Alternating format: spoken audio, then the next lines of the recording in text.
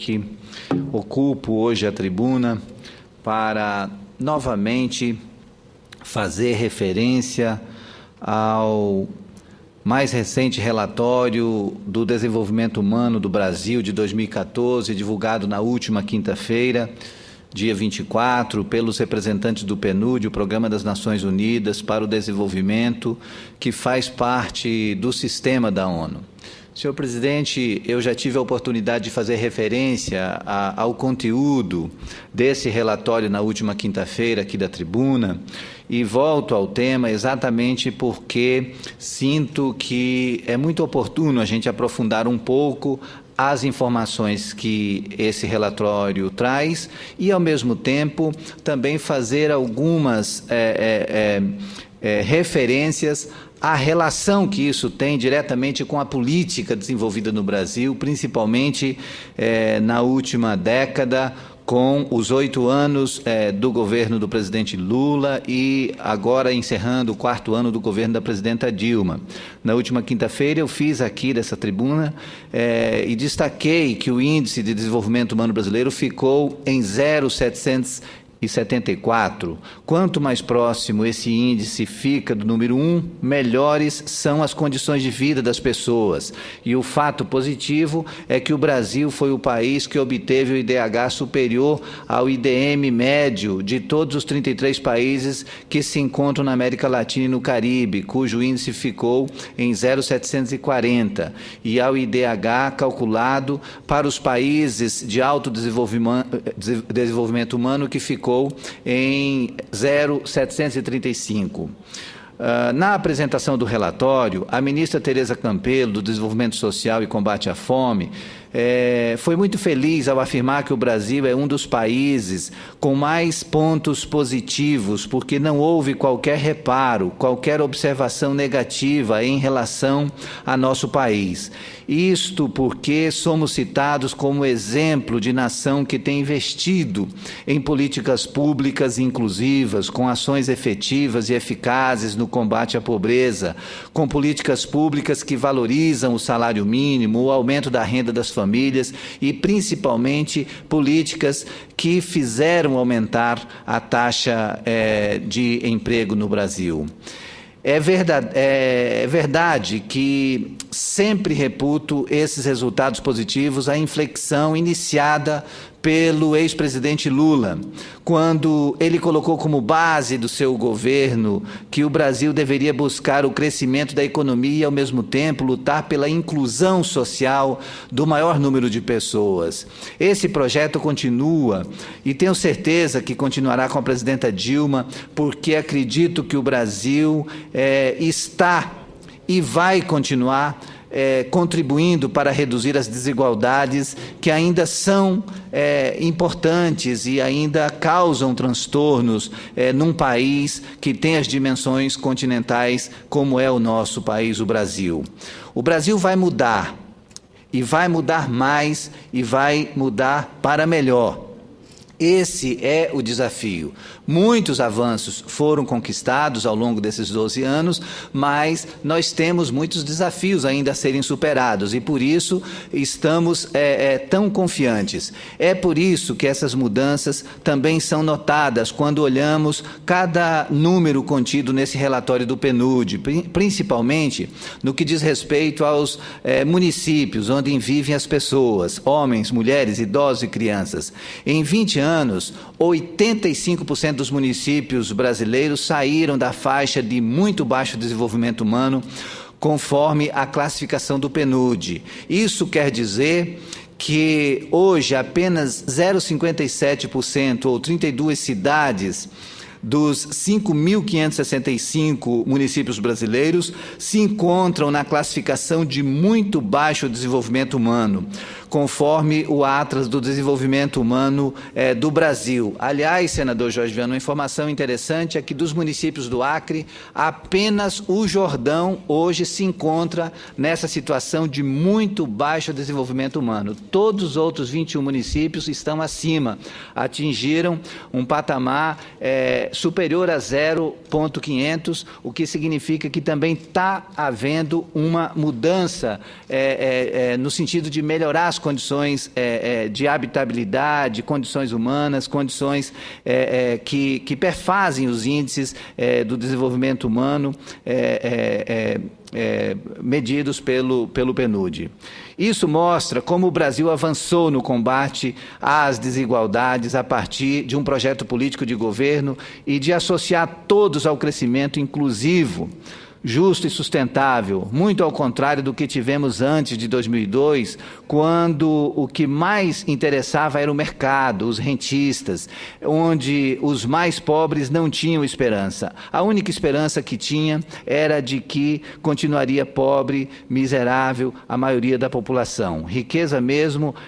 mesa farta, só nas novelas da TV e para as pessoas bem aquinhoadas. Mas que bom que os brasileiros e brasileiras passaram a ter protagonismo na formação desse país menos desigual. Quem reconhece isso é Jorge Chediek, o representante residente do PNUD no Brasil. As palavras são dele e as transcrevo aqui com letras maiúsculas. O Brasil teve um progresso extraordinário. É verdade, tivemos um desempenho notável em termos de saúde, educação e distribuição de renda, comprovando que é possível, sim, num curto espaço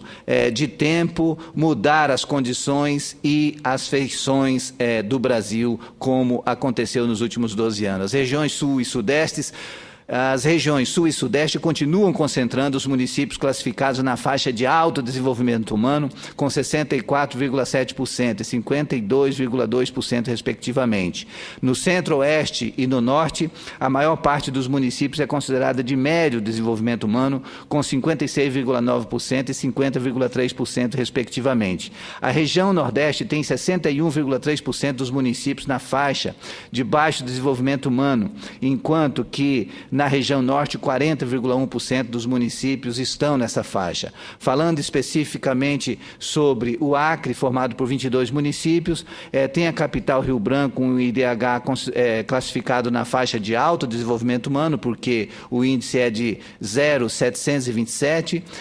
Em 91, esse índice era de 0,485. Em 1981, o índice de desenvolvimento apontado para Rio Branco era de 0,485. E hoje é de 0,727, considerado de alto desenvolvimento humano.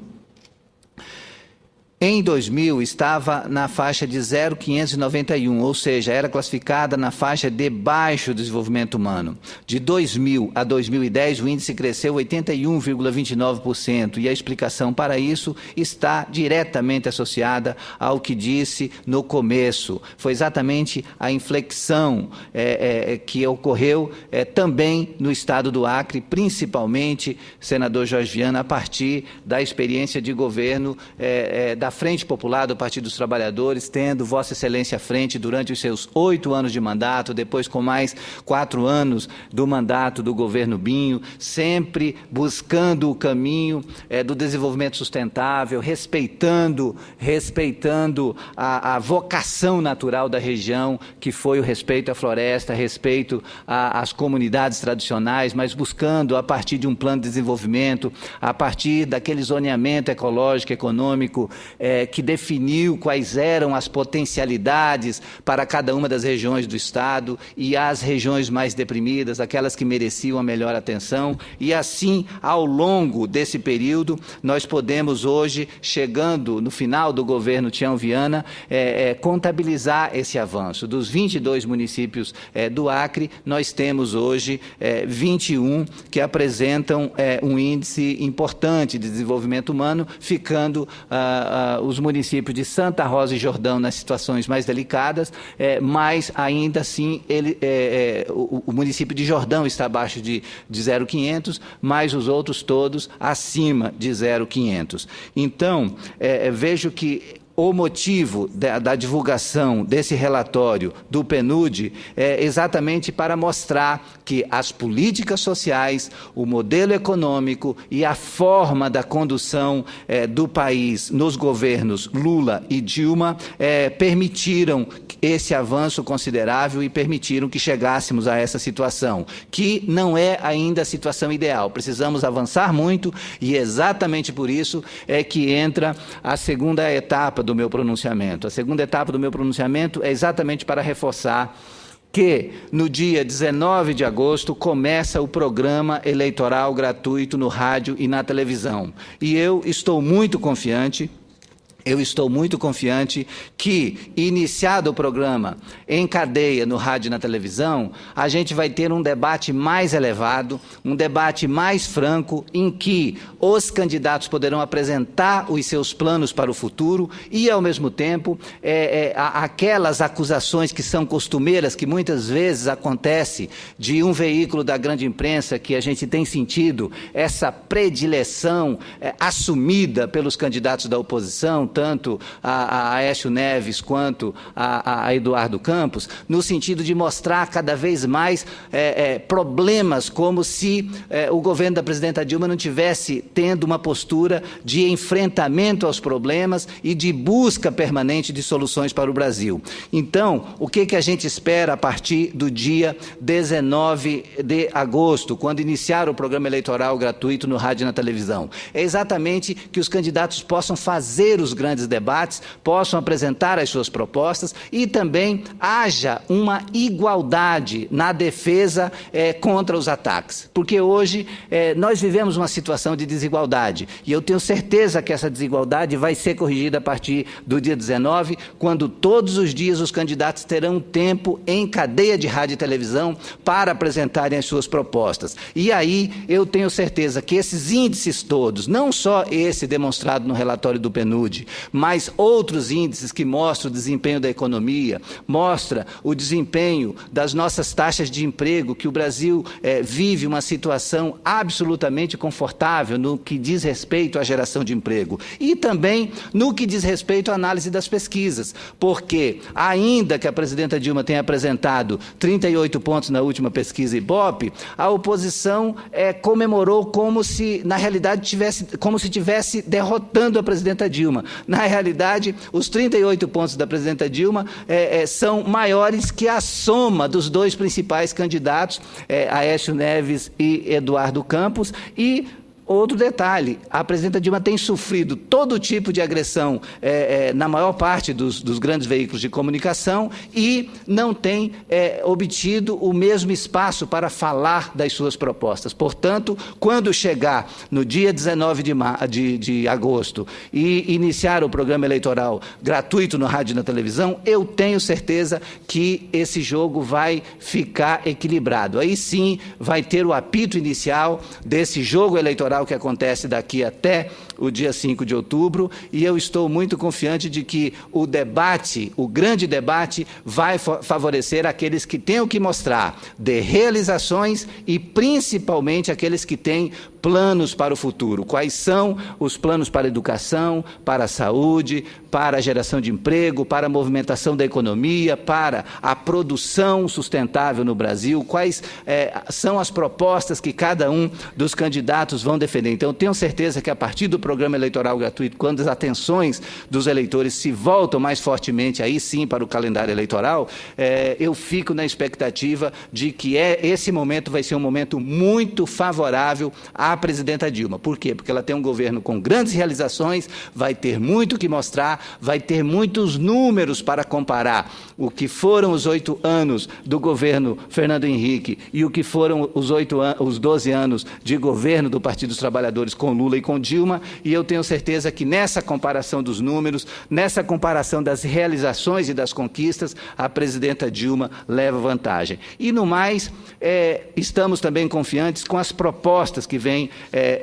por aí com a presidenta Dilma, que quer tratar de reforma política, ela vai tratar de reforma federativa, vai tratar de reforma urbana e vai tratar de reforma dos serviços públicos, da melhoria dos serviços públicos, que realmente